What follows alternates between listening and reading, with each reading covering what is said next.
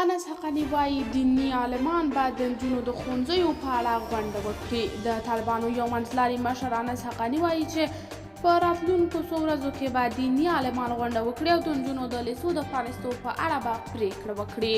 انس حقانی چې د اختر لپاره خوست ولایت ته تللی و په یوه غونډه کې نن چهارشنبه وویل په لنډو ورځو کې به د دیني عالمانو غونډه جوړه شي او هغه ستونزې به پکې حل شي چې د نجونو د ښوونځیو په اړه شته. د انس حقانی په شمول ګڼ شمېر طالبان د نجونو د ښوونځیو د پرانیستلو پلویان دي، خو یو شمېر دودیز او زوړپال ملایان چې ویل کېږي د طالبانو د لوی مشر په شاوخوا کې راټول دي د نجونو له ښوونځیو او افکار سره کلک مخالفت کوي.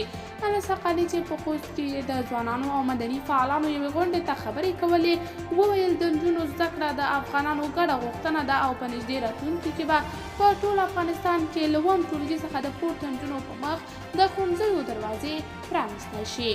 ده وویل هیڅوک باید دا فکر ونه کړي چې یو مشروع کار د اسلامي نظام له لوري بندیږي او یا به ښځې او نجونې چې د خپلو هیوادوالو د خدمت لپاره تعلیم کوي هغوی به تعلیم ته نه پرېښودل کیږي.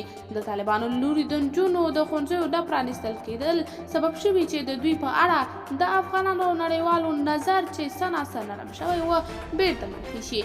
د طالبانو په منځ کې سخت دریځي هر څه موده وروسته یوه داسې پریکړه کوي چې د دې ډلې د حکومت په اړه د منفي نظرونو له پیاوړتیا سره مرسته کوي.